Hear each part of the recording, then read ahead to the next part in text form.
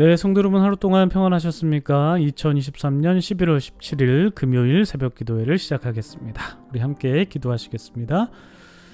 참 좋으신 주님, 오늘도 우리에게 새로운 날을 허락해 주셔서 참 감사드립니다. 이 새로운 날에 새롭게 시작하는 히브리서 말씀을 통해서 우리가 주님을 새롭게 만나길 원합니다. 주님 말씀 속에서 우리가 주님을 발견할 수 있도록 도와주시고 주님의 위대하심을 고백하고 주님을 삶 속에서 다시 만나며 주님과 동행할 수 있도록 도와주시옵소서.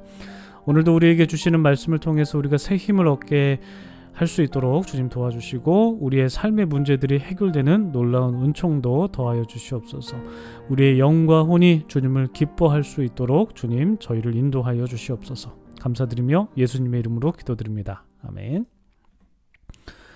오늘 저희에게 주신 하나님의 말씀은 히브리서 1장 1절부터 14절까지 말씀입니다. 히브리서 1장 1절부터 14절까지 말씀 봉독해드립니다.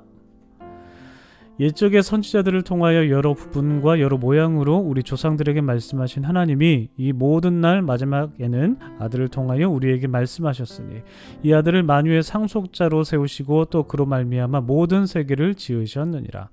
이는 하나님의 영광의 광채시요 그 본체의 형상이시라. 그의 능력의 말씀으로 만물을 붙드시며 죄를 정결하게 하는 일을 하시고 높은 곳에 계신 지극히 크신 이의 우편에 앉으셨느니라. 그가 천사보다 훨씬 뛰어남은 그들보다 더욱 아름다운 이름을 기업으로 얻으심이니 하나님께서 어느 때에 천사 중 누구에게 너는 내 아들이라 오늘 내가 너를 낳았다 하셨으며 또다시 나는 그에게 아버지가 되고 그는 내게 아들이 되리라 하셨느냐. 또 그가 맏아들을 이끌어 세상에 다시 들어오게 하실 때에 하나님의 모든 천사들은 그에게 경배할지어다 말씀하시며 또 천사들에 관하여는 그는 그의 천사들을 바람으로 그의 사역자들을 불꽃으로 삼으시느니라 하셨으되 아들에 관하여는 하나님이여 주의 보좌는 영영하며 주의 나라의 규는 공평한 규이니이다. 주께서 의를 사랑하시고 불법을 미워하셨으니 그러므로 하나님 곧 주의 하나님이 즐거움의 기름을 주께 부어 주를 동류들보다 뛰어나게 하셨도다 하였고 또 주여 태초에 주께서 땅에 기초를 두셨으며 하늘도 주의 손으로 지으신 바라. 그것들은 멸망할 것이나 오직 주는 영존할 것이요 그것들은 다 옷과 같이 낡아지리니 의복처럼 갈아입을 것이요 그것들은 옷과 같이 변할 것이나 주는 여전하여 연대가 다함이 없으리라 하였으나 어느 때에 천사 중 누구에게 내가 내 원수로 내 발등상이 되게 하기까지 너는 내 우편에 앉아 있으라 하셨느냐. 모든 천사들은 섬기는 영으로서 구원받을 상속자들을 위하여 섬기라고 보내심이 아니냐. 아멘. 네, 참 좋으신 우리 주님의 크신 은총이 우리 토론토 한지장로교회 모든 분들에게 오늘도 함께 하시기를 주님의 이름으로 축복합니다. 성도님들 오늘 하루도 주님의 은혜 안에서 좋은 날, 복된 날 되시기를 바랍니다. 우리가 긴 민수기를 마치고 오늘부터 히브리서 말씀을 나누게 되죠. 히브리서 말씀을 통해서 구원의 확신을 더욱더 단단히 가지시길 바라고요. 우리의 소망이 되시는 주님을 더욱더 굳건히 붙드시는 여러분들 다 되시기를 바랍니다. 오늘은 히브리서를 처음으로 나누는 시간이니만큼 간략하게 배경 설명을 해드리고 오늘 본문을 나누도록 하겠습니다. 히브리서는 누가 썼을까요? 모르겠습니다. 히브리서는 누가 썼는지 알 수 없는 대표적인 서신입니다. 바울이 썼는지 아니면 바나바가 썼는지 아니면 브리스길라나 실라가 썼는지 그것도 아니면 그리스도인 중에 지도자급에 있는 어떤 인사가 썼는지 정확히 알 수가 없습니다. 그래서 저자가 누구인지 알 수 없는 대표적인 서신이 바로 히브리서이죠. 히브리서의 저자, 다시 말해서 이 히브리서가 편집글이기 때문에 이제 쓴 사람, 발신자라고 표현할 수 있겠죠. 이 발신자는 누구인지는 알 수 없습니다만 이 히브리서를 받는 수신자들, 이 수신자들은 누구인지 알 수 있을 것 같아요. 이 편지는 그리스도인들이 받았거든요. 그러니까 그리스도인들을 위해서 쓴 편지인데 조금 더 정확하게는 유대계 그리스도인들에게 쓴 편지입니다. 당시 그리스도인들은 크게 두 부분으로 나눌 수가 있었습니다. 이방인 그리스도인들, 그러니까 이방인이지만 예수 그리스도를 받아들인 이방인 그리스도인들과 유대인 그리스도인들, 유대인이면서 유대교 안에 있었으면서 그리스도를 받아들였던 이 유대인 그리스도인들, 이렇게 두 부분으로 나눌 수 있습니다. 그 중에서 유대계 그리스도인들에게 이 편지가 쓰여진 것입니다. 이 편지를 쓴 목적이 있겠죠. 무엇일까요? 우리가 히브리서 내용을 앞으로 쭉 보게 되면서 함께 나누게 될 텐데, 당시 유대계 그리스도인들 중에는 다시 유대교로 돌아가려고 하는 그런 움직임이 있었습니다. 그들이 다시 유대교로 돌아가려고 했던 이유가 있겠죠. 그 이유에 대해서 외부의 핍박 때문이다, 어떤 유대인들에 대한 핍박이 있었다, 이런 견해도 있고요. 아니면 내부적으로 신앙에 대한 어떤 회의감이 들었기 때문에 그들이 돌아가려고 했다, 유대교가 더 완전해 보인다, 이렇게 생각하는 사람들이 있었다, 이런 견해도 있습니다.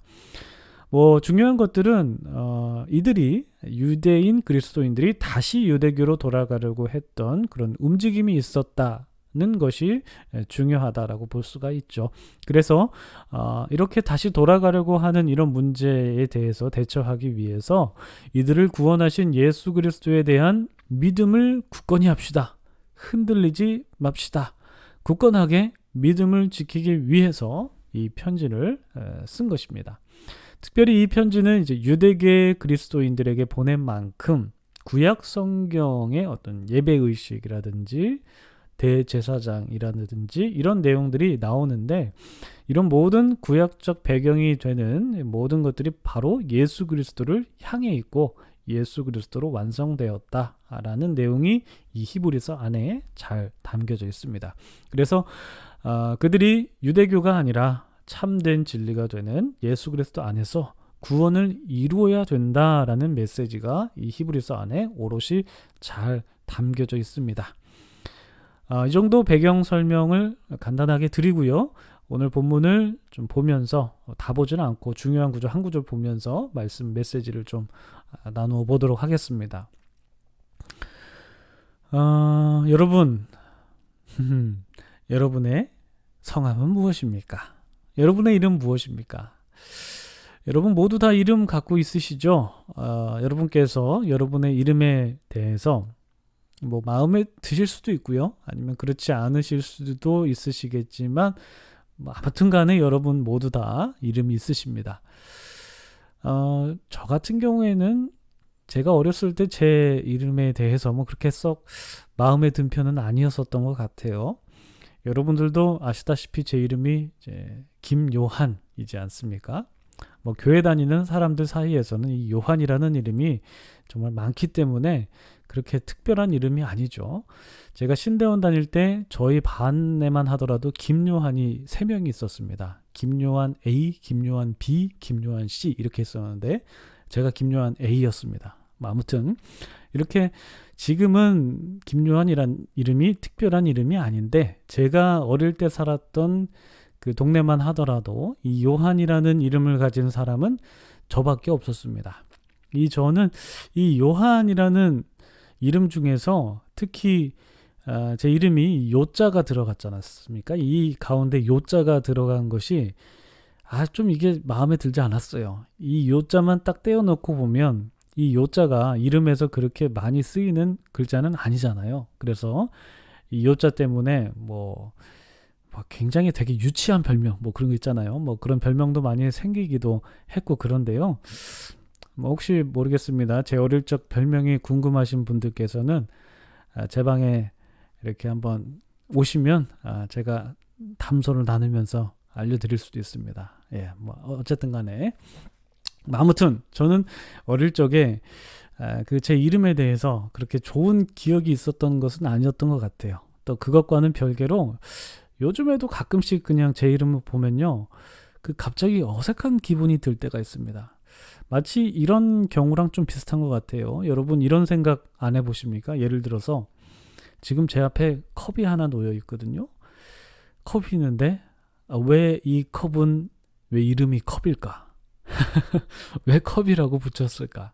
라는 아주 그 이름에 대한 근원적인 질문을 여러분 해보신 적 없으십니까?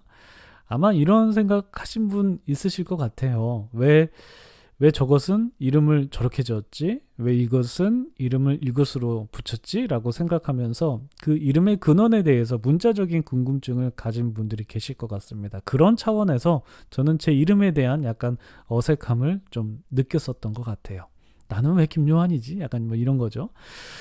오늘 설교를 시작하면서 이름에 대해서 좀 말씀을 드려봤는데요.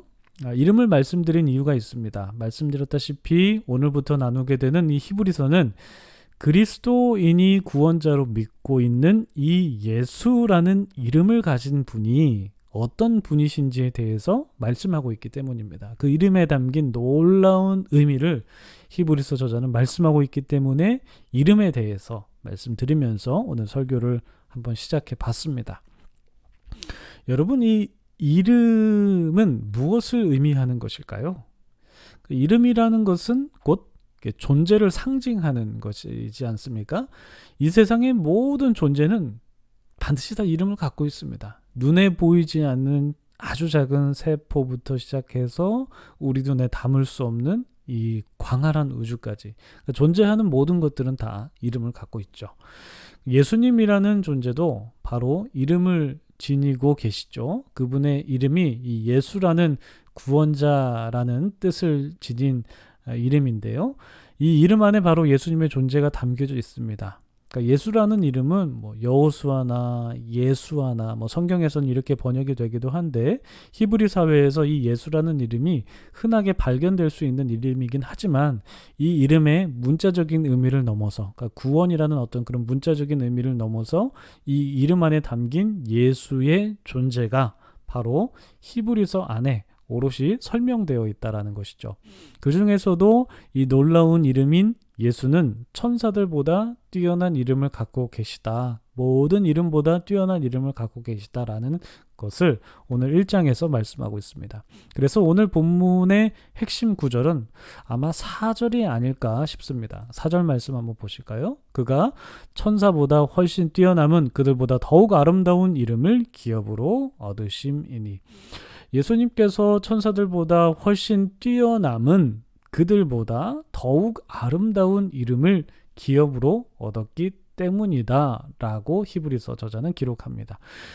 그 예수의 이름이 아름다운 이유는 1절부터 3절의 말씀처럼 과거에 하나님께서는 선지자들을 통해서 말씀을 하셨는데 이제는 예수님을 통해서 말씀하시기 때문이고 그 예수께서 바로 하나님께서 지으신 모든 만물의 상속자이시기 때문이다라는 것이죠. 그리고 또 우리의 죄를 구원하신 구원자이시기도 하고요. 이 상속자의 개념은 제가 교회란 무엇인가 시리즈 설교 때에도 말씀드린 바가 있는데요. 이 말은 기본적으로 로마의 법적 용어입니다. 이 상속권을 받게 되는 사람은 상속하는 사람의 모든 권한을 위임받게 되는 기능이 있죠. 그래서 하나님께서 지으신 이 모든 세계가 바로 예수 그리스도로 말미암게 되는 것이고 심지어는 이 예수께서 하나님과 함께 모든 세계를 지으신 분이라고 말씀하고 있기 때문에 이 예수의 이름이 천사들보다 뛰어나고 모든 이름보다도 뛰어나다라는 것입니다. 다시 말씀드리지만 이름이라는 것은 곧 존재를 나타내는 상징이기 때문에 모든 이름 위에 뛰어나다라는 이 표현은 모든 존재보다 예수님의 존재가 우월하고 뛰어나다라는 의미입니다. 그런데 이 히브리서 저자가 이 예수의 위대함을 왜 편지 서두부터 기록하고 있는 것입니까? 우리가 믿는 예수가 모든 이름보다, 다시 말해 모든 존재보다 뛰어난 분이니까 그분을 떠나지 말고 그분의 말씀 안에 거하고 그분의 뜻을 따르라는 것이죠. 바로 그 이유가 있는 것입니다. 유대교로 다시 돌아가지 말고 그곳을 떠나서 참 진리를 발견했던 바로 그 예수 안에 머물러 있어라 라는 것입니다. 제가 지난 토요 새벽 설교에서 하나님의 인도하심을 받는 것에 대해서 세 가지 말씀드렸죠. 떠남, 따름, 머문 이렇게 말씀을 드렸는데 유대교 그리스도인들이 유대교를 떠나서 예수 그리스도를 따르고 그 안에 머물게 되는데 계속해서 그 예수 그리스도 안에 머물러 있기 위하여 물론 삶의 여정 속에서는 어느 정도의 떠남이 발생할 수는 있겠습니다만 그 예수 자체를 떠나서는 안 된다라는 것을 히브리서 저자는 힘주어 말하기 위해서 예수 그리스도의 위대함을 선언하고 있는 것입니다. 여러분, 저는 여러분들과 이 히브리서 말씀을 나누면서 제 나름대로 좀 기대하는 바가 있습니다. 우리가 믿는 예수 그리스도 그분을 우리가 조금 더 깊이 묵상하기를 원하는 것입니다.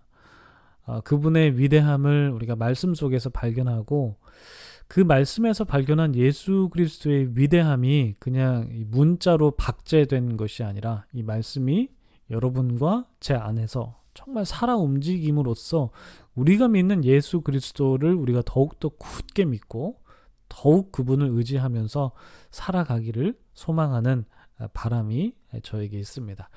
여러분, 말씀 속에서 우리가 예수 그리스도와 함께 하는 것, 그리고 여러분의 일생 속에서 예수 그리스도 한 분만 좇고 그분을 바라시는 여러분 다 되시기를 기도하겠습니다. 여러분 함께 오늘 말씀 놓고 기도하시길 바랍니다. 기도하겠습니다.